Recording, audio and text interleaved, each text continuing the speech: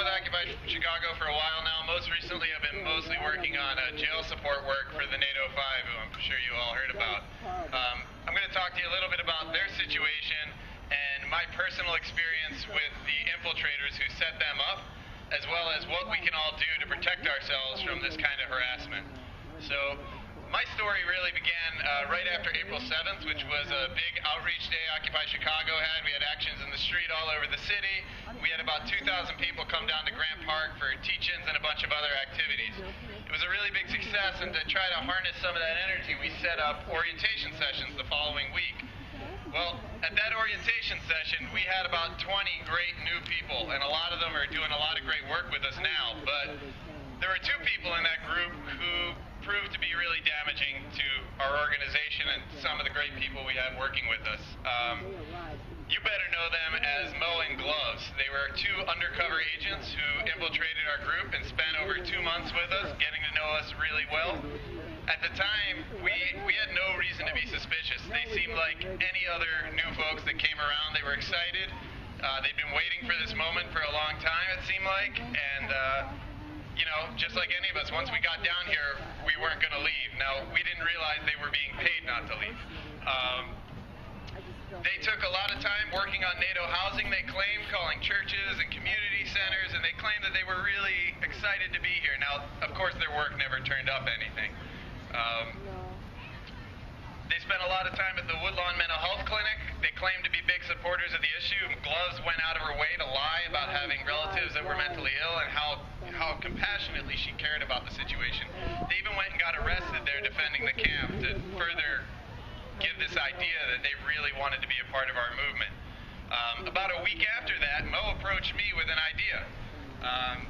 It was for something illegal that I thought was really bad and damaging for the movement, and I told him straight up that day that I had no interest in taking part in the action and that I thought it would be really damaging to Occupy Chicago to undertake it. Well, that was the last time he wanted to talk to me. I last saw them on May Day. They joined the Black Bloc, and we had an agreement with the bloc that day that they were going to stay in the back and let the immigrants and the union members who really put their hearts and souls into pulling that march together take the lead.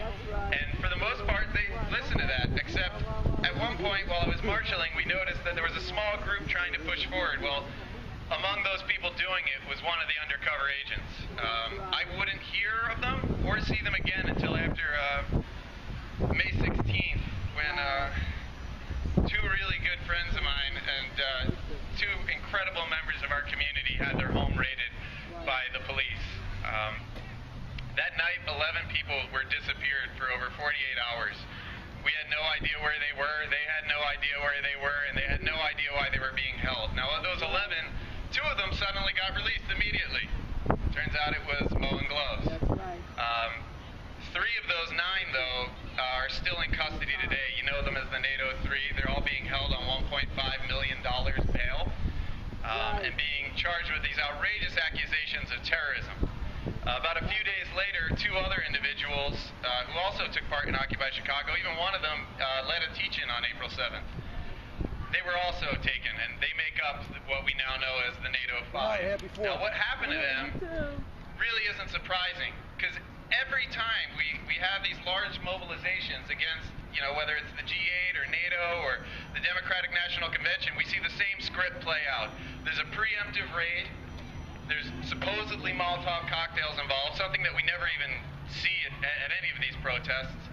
And then there's always that element of undercover agents. And what ends up happening is we've got these agents who come in, they find young, susceptible people, they provoke them, they set them up, and then they entrap them.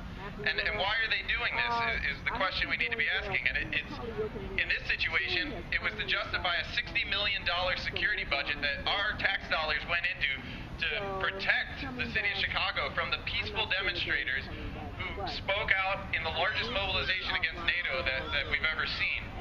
We proved during those protests that budget was completely unwarranted and unnecessary. They also are trying to discredit our nonviolent social justice movements. So where are we at now? We've got 5 great people who are being held in custody. And before I go further, I should just make mention of who these guys really were. The NATO 3 came here from Miami in early May, and they spent a lot of time at the health clinic clinics. They spent a lot of time with Occupy Chicago, and they always were more than happy to go out of their way to perform any menial task, anything nobody else wanted to do. They would stay overnight at the clinics. They were really great guys. Of the NATO 2 was another guy that many of you know as Miggs, who served as a street medic. He took care of endangered animals. He was a really great guy and actually helped de-escalate that situation on May Day with the Black Bloc. These weren't the makings of international terrorists. These were good guys. They could have been anybody in this group right now. There's no reason that they deserve to have their lives destroyed like they have. So now they're sitting in jail awaiting trial, and we have widespread paranoia and fear running through our movement. People asking who's the new snitch, who's the undercover agent. This has got to stop. We can't be snitch jacketing one another. We can't be making accusations that people are undercover agents, because more than likely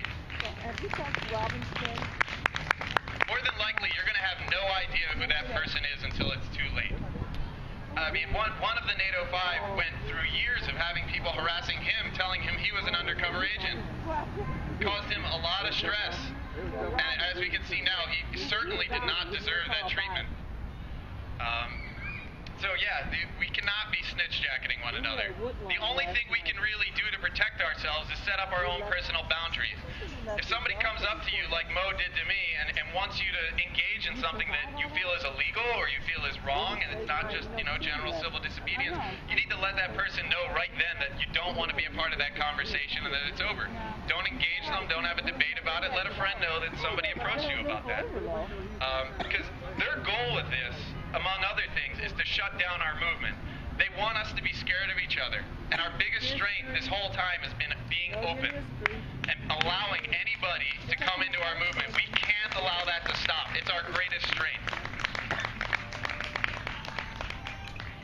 It's really important that we spread this message now, too. We have 2 large mobilizations about to happen in Charlotte and in Tampa Bay for the Democratic and Republican National Convention. So I can't stress enough passing this information on to anybody you know around the country who may be heading to one of those mobilizations.